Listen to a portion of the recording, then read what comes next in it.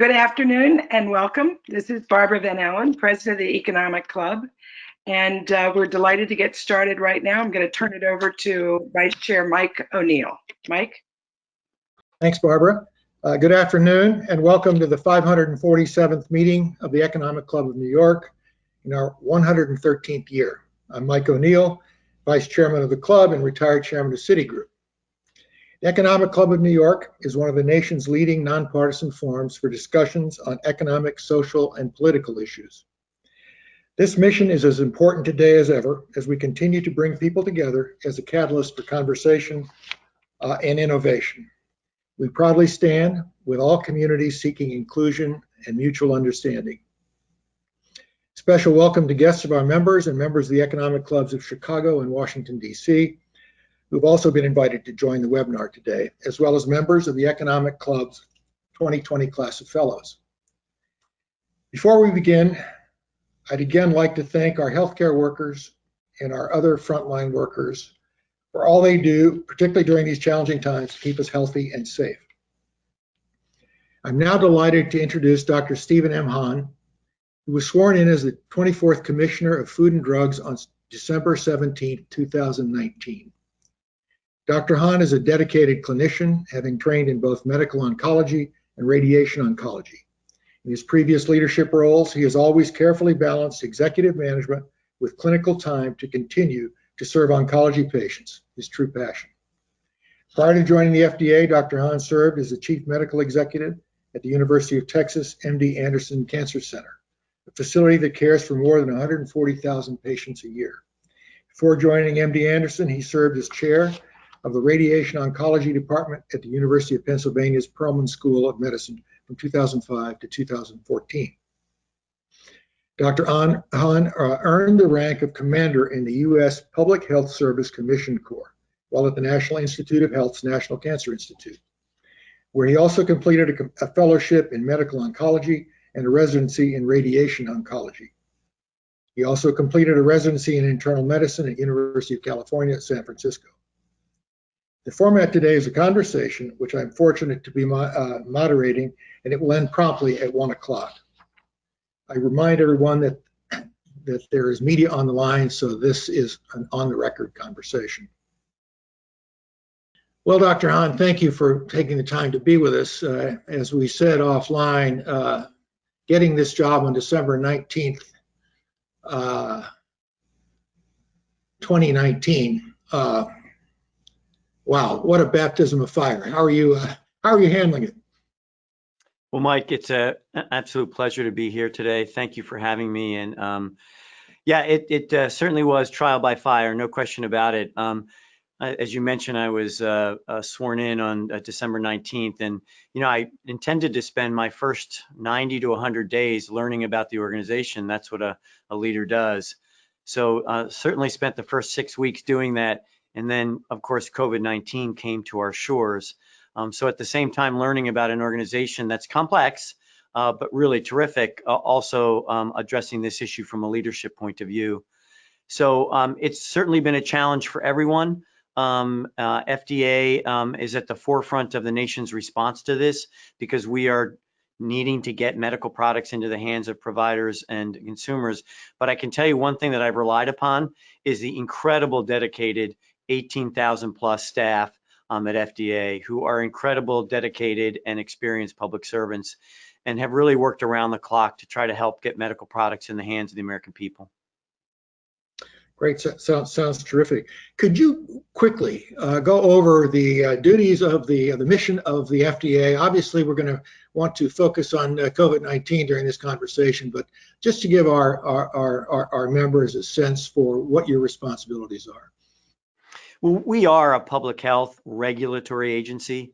The products we regulate represent about 20% or 1 in 5 of every dollar that American consumers spend. The span of that is devices, laboratory tests, for example, but CAT scanners, radiologic devices for delivering radiation for cancer. It also spans things like drugs, all pharmaceuticals, over-the-counter drugs, as well as vaccines and biologics, cellular therapy. And then one really important area, Mike, is food, because that's the F in FDA. And we are responsible for about 80% of America's food supply. The other 20% is the Department of Agriculture. And really the safety and security of the American food supply is a national security issue. So we, as you can tell, during the COVID-19 crisis, where basically it was like 7 Thanksgivings strung together in terms of demand for food, that system had a lot of stress, and we spent a lot of time making sure that it was safe and secure. Sounds terrific. Let's turn to the topic du jour here, the COVID-19 pandemic. You know, the surges in the South and Southwest are discouraging, and I guess one has to question the ability and the willingness of the nation to you know, to deal with the spread of this, which makes the development of therapeutics and ultimately a vaccine particularly critical. Where are we on both of those? So you're absolutely right. They have to be in parallel tracks. I'll take therapeutics first. So treatments for COVID-19. I think this is a great reflection of the incredible private sector that we have in this country, the partnership that we've developed between government, public sector, the academic centers who have helped facilitate this, because over the last 4 to 5 months, we have seen new tools in the toolbox for providers. You mentioned a short 7 months ago, I was one of those providers, and I want to echo what you said about thanks to those great heroes, because they really are doing incredible work for people. But we have therapies now that we didn't have a couple of months ago, and I'll walk through those. But the pipeline is also robust, Mike, and I can tell you about some of that as well. So we have a drug called remdesivir, and really in record time, it went through a phase 3 randomized clinical trial. That's an antiviral drug that affects the virus directly. And that was shown to reduce hospital stay for very sick COVID-19 patients. We also have a steroid, very common, inexpensive drug called dexamethasone, which was shown in a trial to reduce mortality from COVID-19 in sick patients by 30%, which is really a remarkable result. We have something called Convalescent Plasma, a very large program in this country that is run by the Mayo Clinic, which allows us now, we have over 50,000 people enrolled in that, over 35,000 folks have been treated with that. What that is that you take plasma, the antibodies from someone who's recovered from COVID-19, and administer that to someone who's sick with COVID-19. And just to pitch out there to everyone, if you've recovered from COVID-19, go donate plasma. We don't know yet whether it's going to be effective, but a lot of doctors are ordering it, and there's great demand for the supply, so please go donate. Mike, we have over 140 clinical trials active and more than 450 in the pipeline. So the pipeline's very robust for new treatments. And one other thing I'd just like to point out about treatments is there's a type of antibody called monoclonal antibody, and that's where you basically copy the natural immunity from someone who's recovered, and you can synthetically create an antibody, and that's called a monoclonal antibody. It's worked in other infectious diseases in the past. Those clinical trials are well underway, and we have great hope that they'll show a positive effect. Now we have to wait for the data, but by late summer, early fall, and they can act as a bridge to vaccine because they can be given both as a treatment and provide immunity, but they can also be used for prophylaxis to prevent someone from getting sick. Again, we have to wait for the data. With respect to vaccines, you've seen an incredible effort by US government, and again, the great private sector we have in this country. Over 20 manufacturers of vaccines are in the FDA with development plans for vaccines, and you've heard recent reports of a number of companies that are going to the late stages, the phase 3 studies for vaccines very soon. That's great news for Americans. But Mike, I want to emphasize one point, and that is FDA's role in this is to provide assistance so that manufacturers know what is going to be expected in terms of developing, but we are absolutely an independent regulator. And Americans should understand, and I hope understand, that we will call balls and strikes on the data. Our job is to determine whether a vaccine is safe and effective. We make no prejudgment about that. We want to see the science and the data. We will look at that in an independent way, and we will make the absolute best decision for the American people about the safety and effectiveness. And I want to assure people that FDA is on the job about that. Well, thanks for that. Traditionally, I guess the protocols for developing new vaccines take a rather long time. I heard somewhere that 4 years was sort of the shortest period.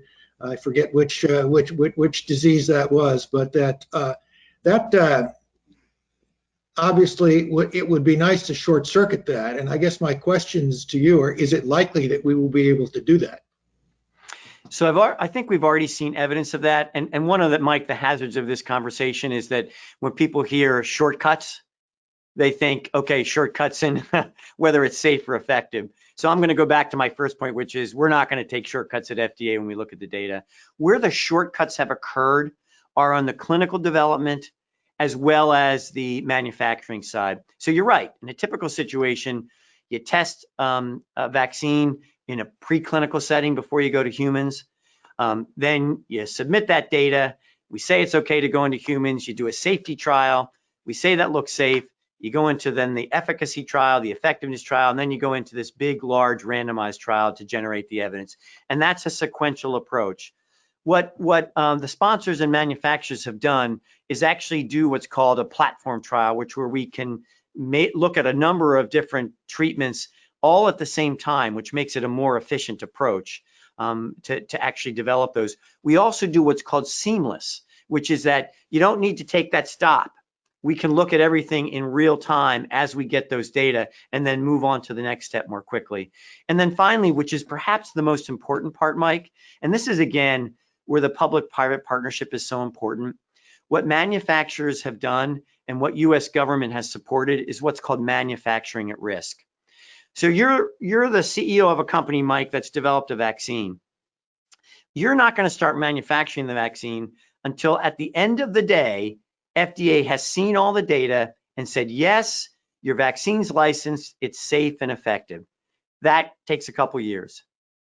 If you manufacture at risk, while you're doing your clinical trials, you start making sure that you have the manufacturing capacity, but also you start manufacturing the vaccine so that you're ready when that decision is made. So if you combine the clinical development, the seamless trial approach, the conversations back and forth with FDA, as well as the manufacturing at risk, what you have is an accelerated timetable. But what you don't have, and what's really important, is at the end of the day, FDA is still going to use its expertise to look at the safety and efficacy of those data. So I'm optimistic about this. I'm encouraged by what I see, but at the end of the day, we'll call the ball and strikes in an objective fashion. Now, there are a number of efforts underway. I read somewhere more than 150 serious research efforts, many of them overseas. We have invested, I gather, about $5 billion mostly in vaccine research, but plenty going on in Europe and China as well. Is there any way to harmonize approvals between the agencies that would approve in Asia and Europe and our own? Typically, I guess what I have heard over the years is that the U.S. process is slower than that done in other international markets. Is that a fair summary? Actually, it's the opposite, Mike. So if you look at new drug approvals, for example, about 70% of the new drug approvals in the world, 70% are first done in the US and FDA. So, and our time to approval is shorter on average than any other regulatory agency in the world. Now, that being said, we have memorandums of understanding and relationships with all of the really developed world's regulatory agencies. I have a regular conversation with Guido Rossi, who's the head of the EMA, the European Medicines Agency. And so we're talking all the time. We have a very important harmonization effort across all the medical products. We are committed to this process. And I can tell you this from FDA's perspective, we will look at data from any source. We will apply our criteria objectively from any source. And so to me, it's a race to get the vaccine and therapeutics done, but it's not a competition. Because at the end of the day, we want those things available for the American people, American public, for the world. And we'll take the steps necessary to do that and look at those data. Now, the data have to be robust. The data have to fulfill our criteria that we use that we consider the gold standard for medical product approval. Well, that makes sense. Would you want to hazard a guess about when a vaccine would be available to the public, an effective and safe vaccine? Mike, I'm a cancer doctor. I learned a long time ago that I don't have a crystal ball. Dr. Fauci's been quoted many times saying he's cautiously optimistic. I'm cautiously optimistic. I think the timetable that's been described by Operation Warp Speed is a reasonable one, but it would be inappropriate for me to prejudge, because at the end of the day, the American people have to have confidence that FDA and the FDA commissioner is on top of making an independent regulatory judgment on the data and the science. And again, I know I keep going back to that, but I promise you that we're going to do that. And every one of us wants a vaccine tomorrow, and everyone wants 100% vaccine effectiveness tomorrow. Whether we get there will be dependent upon what the data and the science show. Mm-hmm. Yeah, I mean, everyone is certainly looking for rays of sunshine here. The Moderna press release yesterday was interesting. I gather that their 45-person study did demonstrate that antibodies could be developed, but there were several members of that study group that had pretty severe reactions. So we get back to your point about safety. Yeah, and Mike, I think there is optimism to have, because if you think about it, we are further along in vaccine development after first identifying a case in the US than we have ever been in our history. If you think about the development of therapeutics, this country, the world, has never developed the therapeutics that we have right now that are available to providers in this space of time, and really good data to justify the development of those therapeutics. And the pipeline, I mean, you mentioned 150, we're seeing that for sure at FDA. We have not only over 140 trials that we're overseeing, but over 450 that are in the pipeline that people are planning. So really an unprecedented effort to get therapeutics out there. And this is not just something that's going to help us for COVID-19, Mike. This is going to help us for other diseases. This is also going to be a great learning experience for FDA in particular. I can speak to that. How are we going to accelerate medical product development and getting innovation into the hands of American consumers and providers? There are lessons to be learned from the COVID-19 experience that I think will be really important for all of us. And just to put a finer point on that, Mike, we have initiated what we're calling a mid-action review. We're bringing an outside group who's talking to internal stakeholders. We'll be talking to external stakeholders. What did we get right? What could we do better? And how can we turn these lessons that we've learned into something for the future that makes FDA even better than it has been in the past? Because we cannot let this experience go to waste, because we've learned a lot about how we do things. And I think we can really help the American people even more in the future. Sounds very encouraging. Let me ask you this. Let me make an assumption that you appropriately are unwilling to make. But let's say that we have an effective and safe vaccine first quarter of next year. How long would it take to inoculate the world with this vaccine? And what priorities would you guess would be made? In other words, which patients would get treated first, and where in which countries would they begin? So I can speak for U.S. government. CDC is ultimately responsible for vaccine work and the development of a vaccine plan. What I can tell you is that Operation Warp Speed, which, as you know, is this program that Congress funded and is at HHS, Health and Human Services, to help accelerate therapeutics and vaccines. Operation Warp Speed is working very closely with us because we're providing technical experience from FDA, but also with CDC in terms of exactly the questions that you're asking. And of course, we want this vaccine not just to be available in the US, as you point out, we want it around the globe because this is a global problem. So there's a couple pieces to this, Mike. Maybe I can dissect a little bit. One is, you heard me say that manufacturing at risk is already occurring. So there's a couple components to the manufacturing process. It's complicated. It starts with creating the platform for actually manufacturing the vaccine itself. But then you also need the syringes, you need the needles, you need supplies that go into that. So you can imagine setting up a process, a Gantt chart, if you will, that will allow you to look at all the steps that need to be done.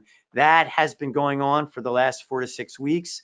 FDA, for example, has been involved in saying, okay, here's the location, here are the manufacturers of the supplies that you'll need for a vaccine.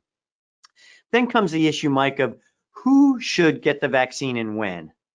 So as a doctor, in my mind, and I'm not speaking for the CDC or federal government right now, but I'm thinking to myself, what you'd probably want to do is think, okay, who is the most vulnerable? Who's the most at risk for this? And who's the most at risk for developing severe disease from COVID-19?